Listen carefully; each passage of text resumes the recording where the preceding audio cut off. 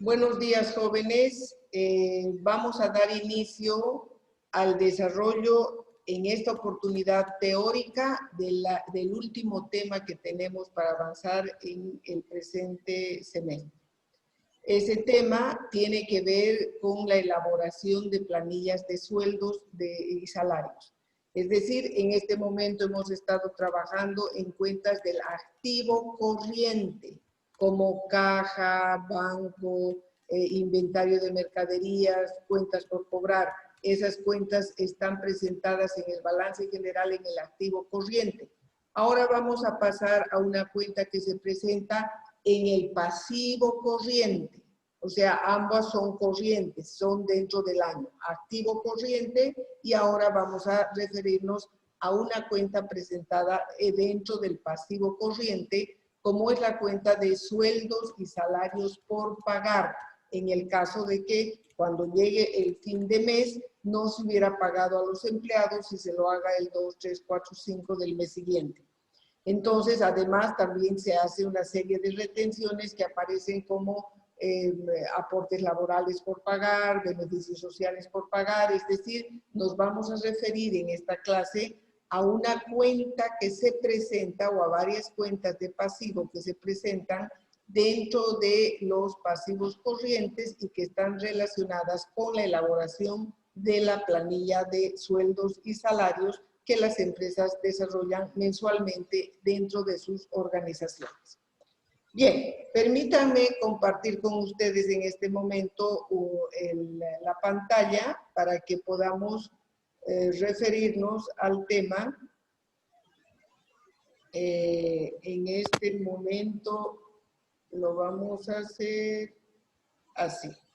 Como les decía, ahora vamos a hablar sobre pasivos corrientes y la cuenta conocida dentro de ellos es sueldos y salarios por pagar. Recordemos, ya hemos visto algunos activos corrientes y ahora nos vamos al otro lado del balance para ver pasivos corrientes.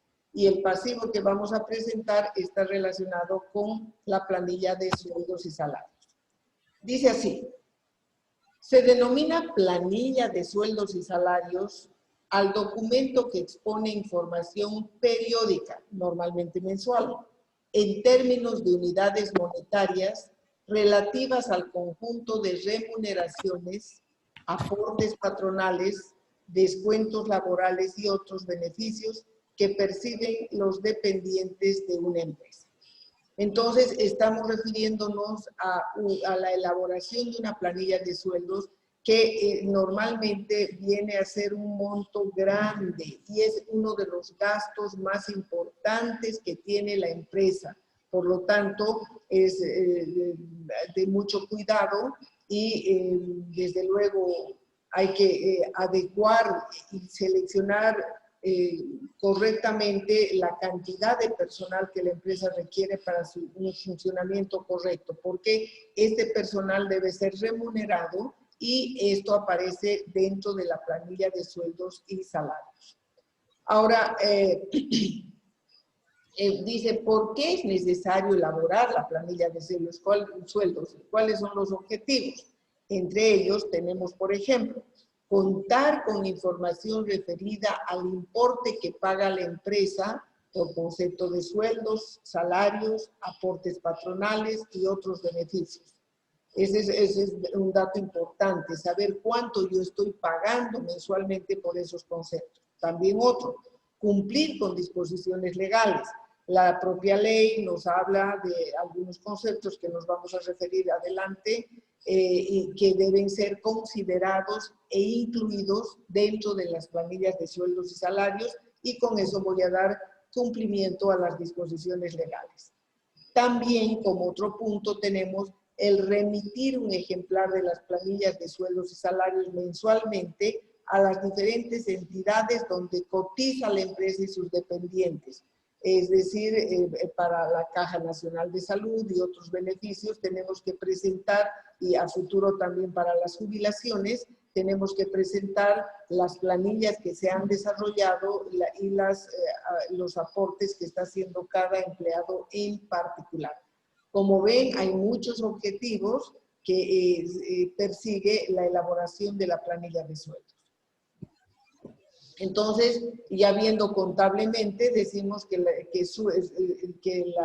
cuando yo elaboro la planilla, lo que voy a tener es un gasto, y ese gasto va a ser presentado en el estado de resultados. Dice, su saldo es acreedor y representa los sueldos y salarios pendientes de pago. Eso, cuando hablo de un asiento, los sueldos y salarios por pagar es pasivo, aparece en el haber. ¿Y qué aparece en el debe? Se debita el total que calculo en la planilla de sueldos, eso va a aparecer como un gasto, la planilla, y se acredita por el líquido pagable de la planilla de haberes y las retenciones correspondientes. Entonces voy a tener un asiento que diga sueldos y salarios como gasto contra el pasivo, sueldos por pagar, aportes por pagar, etcétera, y ese asiento contable que es al que debo yo llegar necesariamente, lo voy a poder realizar en base a la planilla que elaboro mensualmente. Entonces, como les he dicho, en esta clase me voy a referir a los términos conceptuales que van a ser contenidos en la planilla de sueldos, y la clase siguiente ya vamos a empezar a aplicar esos conceptos al elaborar real y físicamente una planilla de sueldos y salarios. Estos son los datos a los que principalmente me quiero referir. Normalmente en una planilla bien completa tendría que aparecer el ítem, es decir, aquel contrato que he hecho con una persona en particular, normalmente tiene relacionado con un número de ítem y podría estar mostrada como parte de la propia planilla. Después, lógicamente, va a venir nombre y apellido del dependiente o del empleado. Entonces, tengo que tener el detalle de la persona. Cargo que desempeña. Puede ser gerente general, puede ser secretaria, puede ser obrero, puede ser contador, puede ser jardinero, guardia de seguridad, dependiendo de los cargos que tiene una empresa en particular. Ese es el cargo. Y eso, lógicamente, cada empresa tiene diferente tipo de cargos en relación a las actividades a las que se dedica. Después también puede estar la fecha de nacimiento por una serie de datos y también podría ser la fecha de ingreso a la compañía. Algunos de estos datos pueden estar incluidos en la planilla o pueden mostrárselos por fuera si es que fuera necesario. El haber básico.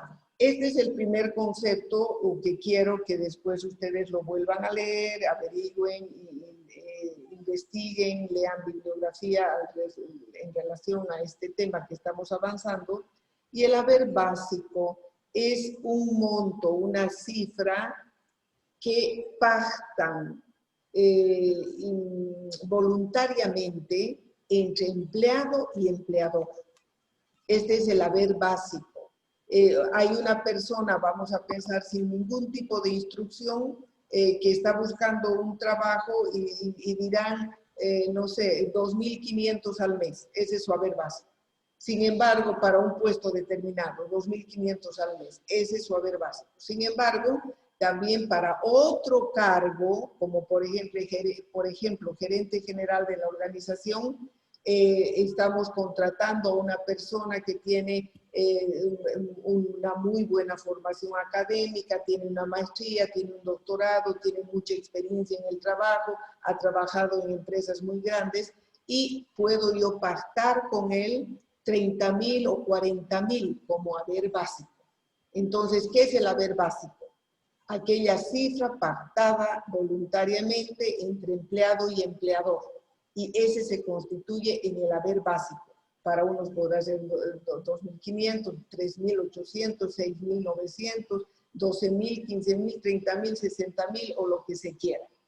En relación al haber básico, no tenemos un tope para las empresas privadas, pero para las empresas públicas sí. Y el tope es lo que gana el presidente de la República, que está alrededor de 23.000 bolivianos, 25.000, y no puedo yo ofrecerles para una persona que trabaja y que recibe dinero del Estado en cualquier entidad pública, como alcaldías, universidades, colegios, la gobernación, etcétera, no pueden haber sueldos superiores a lo que gana el presidente de la República, y eso tiene un tope de 20 y tantos mil bolivianos.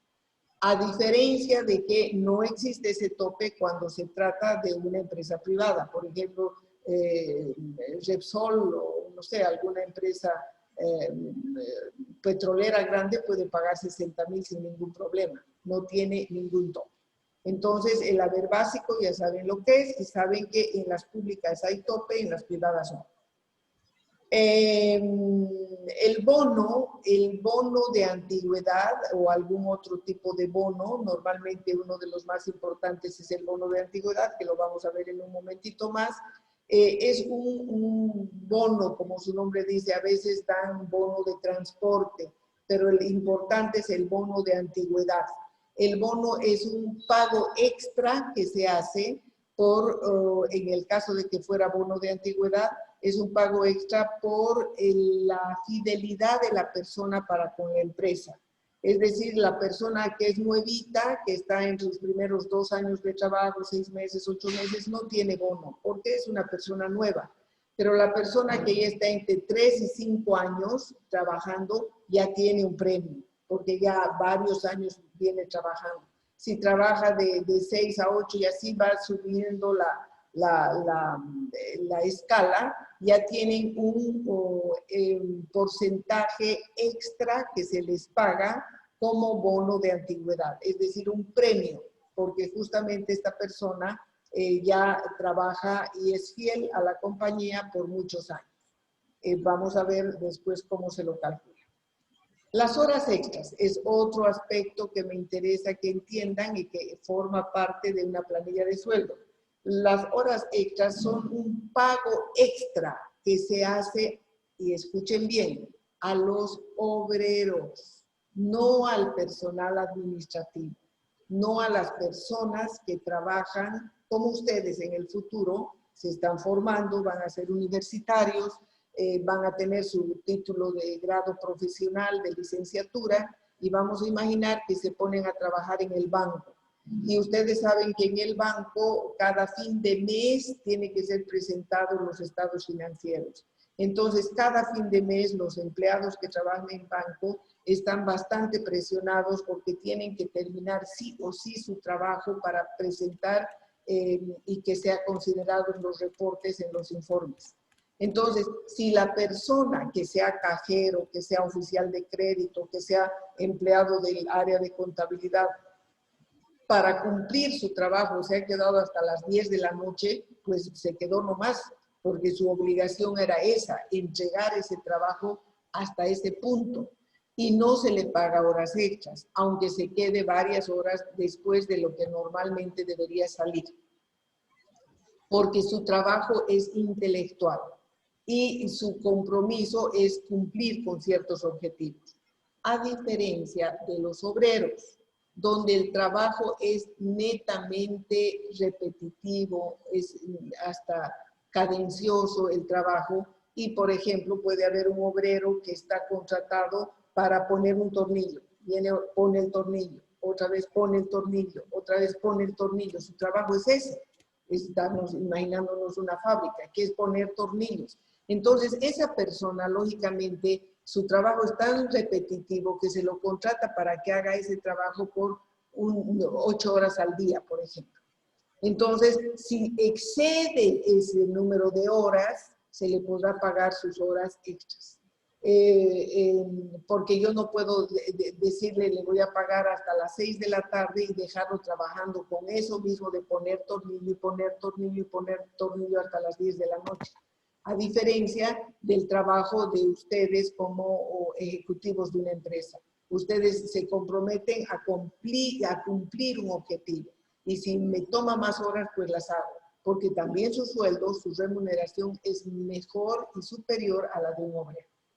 Muy bien, entonces, que quede claro, horas extras solo ganan los obreros, no el personal administrativo.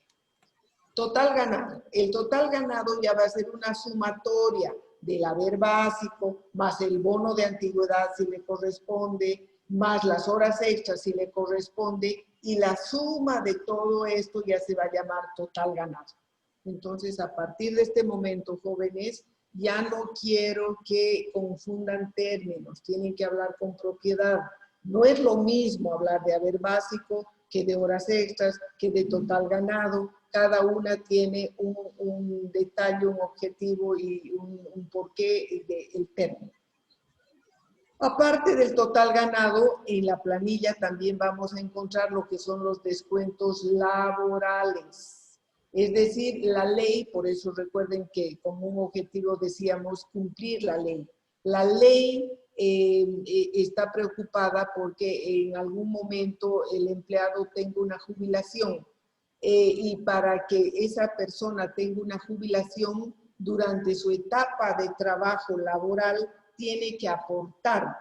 La jubilación no es un regalo, es una especie de ahorro que la persona hizo a lo largo de su vida. Entonces, todos los meses aporta un monto determinado obligatorio y ese descuento lo tiene que hacer la empresa para dar cumplimiento a las leyes. Entonces, vamos a hacer los descuentos laborales, que más adelante se los voy a presentar cuáles son. El descuento laboral es un descuento que se hace al empleado, del dinero del empleado. Después viene el líquido pagable, que sería lo que gana el empleado, el total ganado, menos el descuento laboral que la ley le obliga, recién viene el líquido pagable. Vean que el líquido pagable ya es lo que le queda al empleado para irse a su casa con ese dinerito. Puede ganar así, pero le van a descontar un poco y le queda solo eso. Ese es su líquido pagable. Entonces, necesito seguridad en el manejo de términos. Lógicamente estarán las firmas para verificar, ya sea en la boleta de pagos o dentro de la planilla de sueldo, de que efectivamente ha recibido ese importe. Aparte, para elaborar la planilla, también existen los aportes patronales para dar cumplimiento a la ley. La ley le obliga a los empleadores, es decir, a la empresa en sí en la que uno está trabajando, a que haga una serie de aportes y los tiene que desarrollar. Y eso forma parte de la planilla. También le obliga a la ley que pague al empleado el aguinaldo de Navidad y para eso tiene que ir previsionando todos los meses un porcentaje para que cuando llegue fin de año se le pueda entregar su aguinaldo a esa persona. Las indemnizaciones están relacionadas cuando la persona, como un sueldo por año que tiene derecho de recibir el empleado, a veces se les paga en forma de quinquenio o a veces se les paga al final, pero es el equivalente de un sueldo por año que se les debe pagar. Y las primas, normalmente las primas aparecen en las fábricas.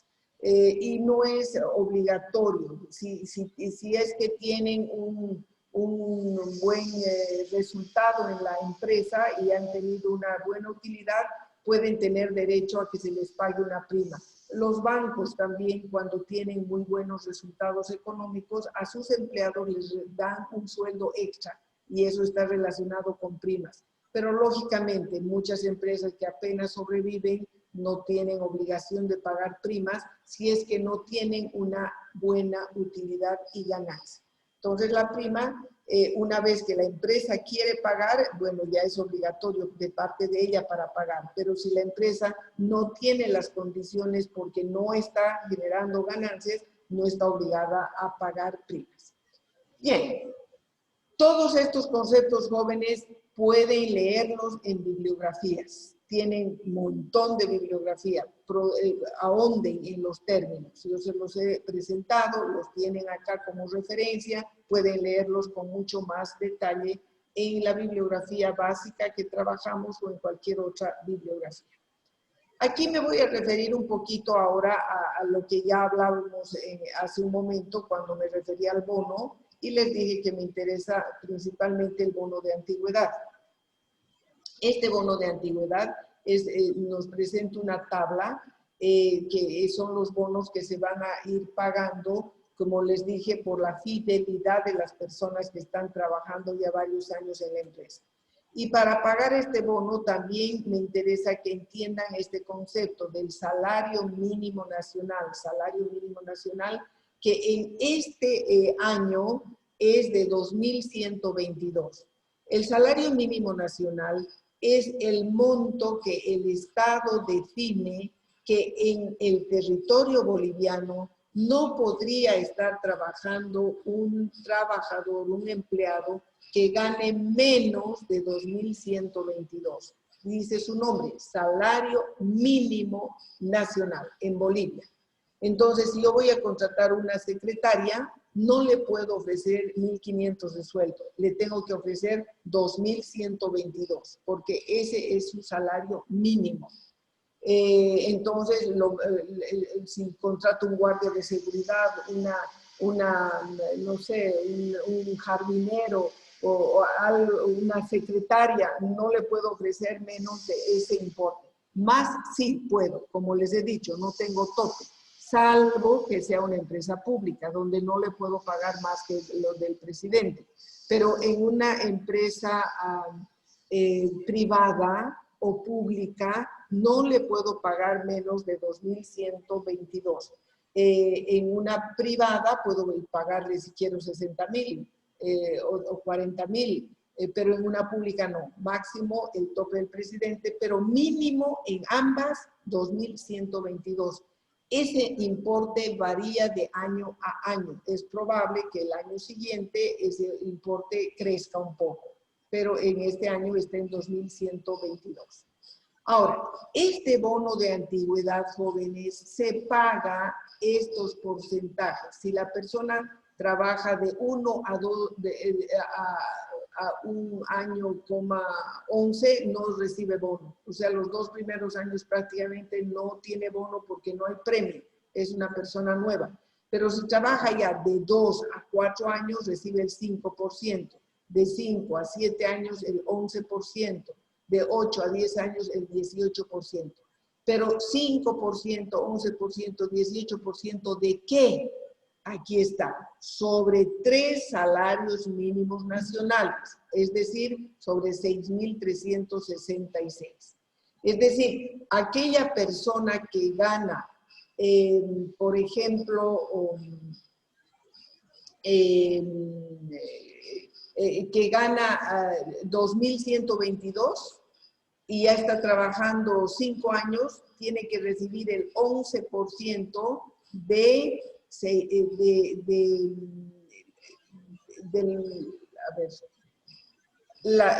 a la persona se le tiene que calcular sobre 3 salarios mínimos, sobre 6.322, siempre y cuando su haber básico sea superior a 6.300. Es decir, si esa persona gana 10.000, por ejemplo, yo le voy a pagar su bono sobre 6.366. Pero si esa persona gana 2.000, no le puedo pagar su bono, no 2.000, 2.122, no le puedo pagar su bono sobre lo que no gana.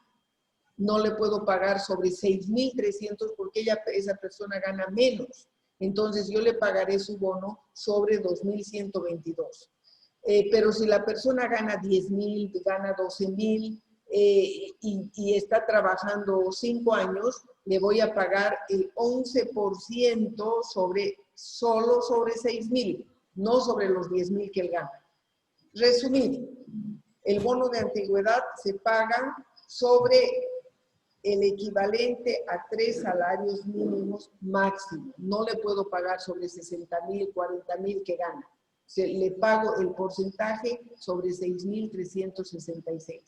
Pero si la persona gana menos de eso, le pago nomás sobre lo que gana. Si gana 2.500, le pago su 11% sobre 2.500, porque no le puedo pagar sobre 6.300 que no gana.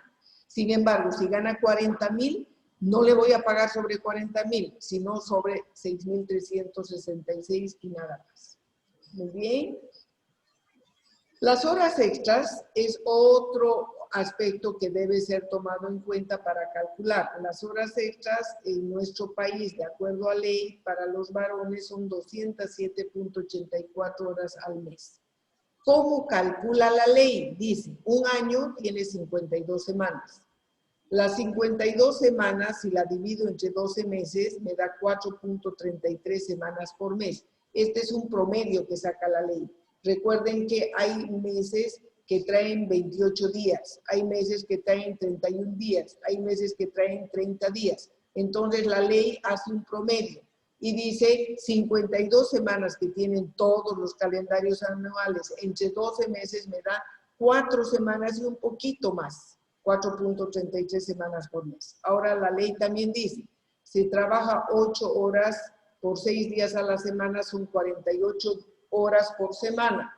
Y entonces digo, 48 horas por semana por 4.33 semanas por mes, la persona debería trabajar 207.84 horas al mes. Horas extras se pagan a los que exceden 207.84 horas por mes.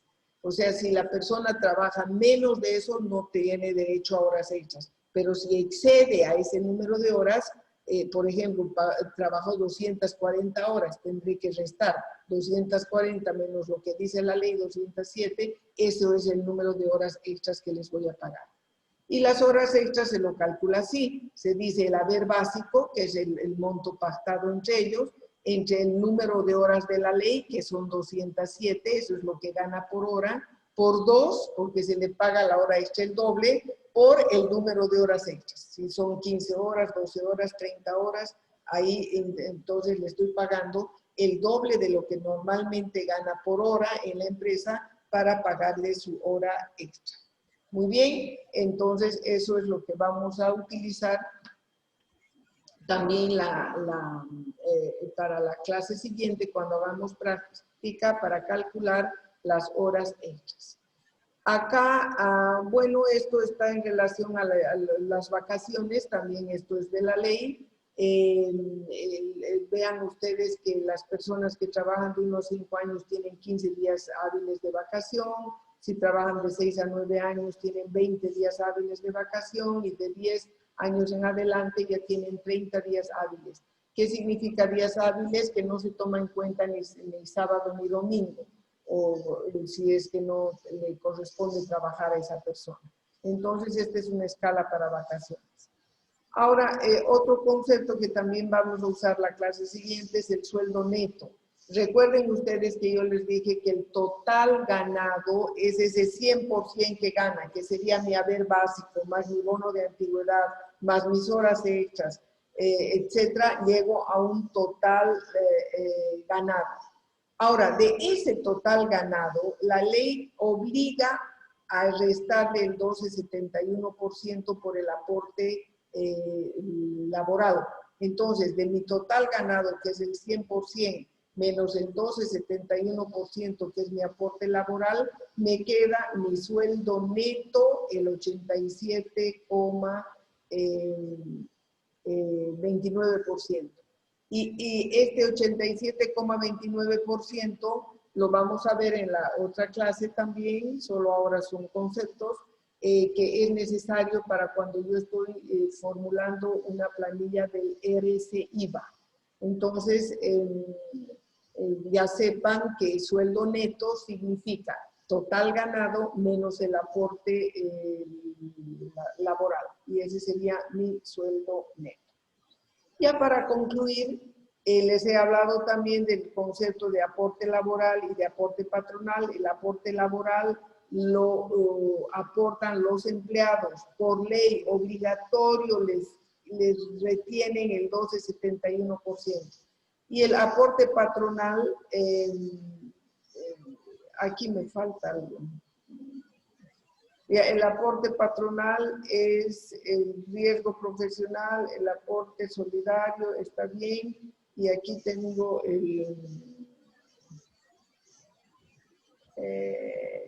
la Caja Nacional de Salud, 10. El 10 y el 2% del Provivienda. Entonces sería 10 sería más 12, póngale aquí, 12, 16,71%. A ver, vamos a corregir en este mismo momento. Aquí tengo, tendría les he dicho,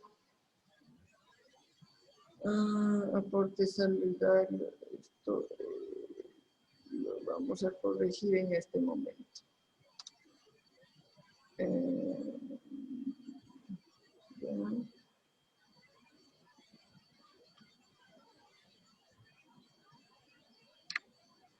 Ya, ese es el aporte solidario, el aporte, la caja nacional de salud. Este es el aporte que se hace para que los empleados tengan atención de salud.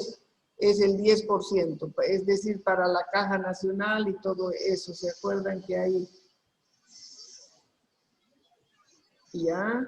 Y aquí tendríamos Provivienda.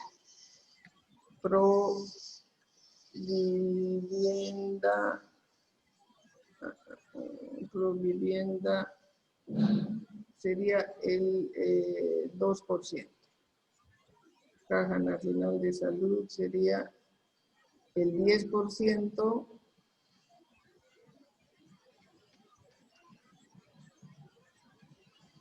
Ya.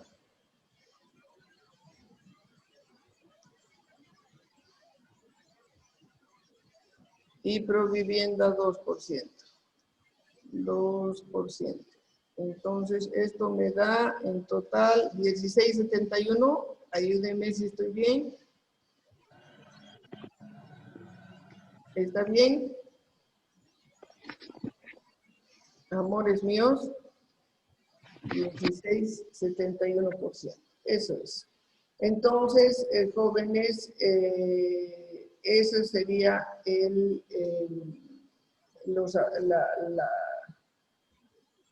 esos serían los aportes. El aporte laboral es el 12,71, es obligatorio y los empleados, a los empleados les retienen de lo que gana el 12,71.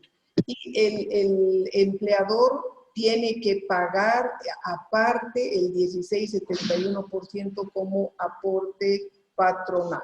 Y aquí vamos a continuar la clase siguiente con el ejercicio de aplicación de sueldos y salarios. En este momento voy a dejar de compartir la pantalla. Les cedo la palabra para algunas preguntas, jóvenes, por favor.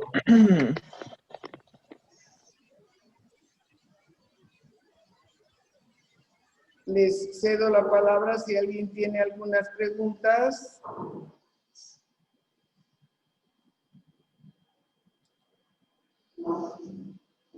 ¿Alguna pregunta? Felice, ¿solo que me puede recargar el haber básico?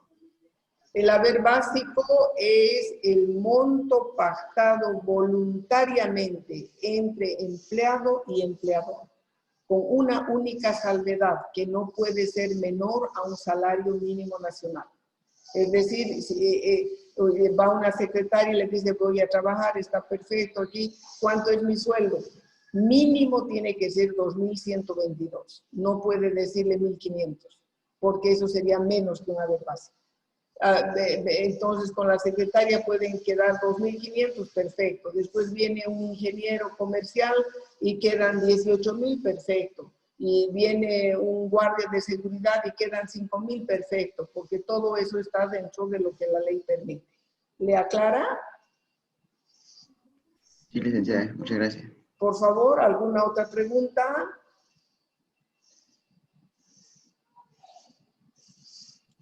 Descontando todo eso, el 16%, ¿cuánto llegaría a ser su sueldo básico, digamos? Por eso, ahorita solo he dado conceptos, no podemos hacer suposiciones sobre cifras que no hemos dado. O sea, por eso es que les he dicho, ahora me interesa conceptos. Y a la otra clase es práctica. Ahí voy a poder contestarles recién eso. cuánto puedo hacer, pero necesito cuantificar para ver cuánto va a ser. O sea, justamente a eso vamos a llegar a la otra clase, ¿ya? Entonces, Ya.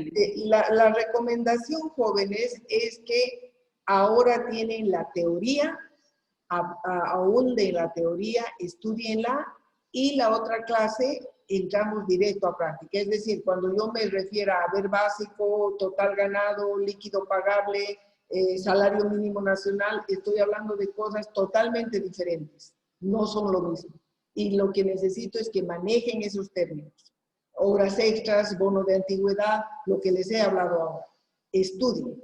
Y la otra clase, ya manejando esos términos, cuando yo les hago referencia a un salario mínimo nacional, ya todos entendemos de lo que me está hablando.